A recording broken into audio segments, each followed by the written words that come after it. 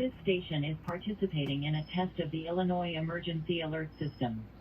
This system was developed to provide information to the public during emergencies. This was a test.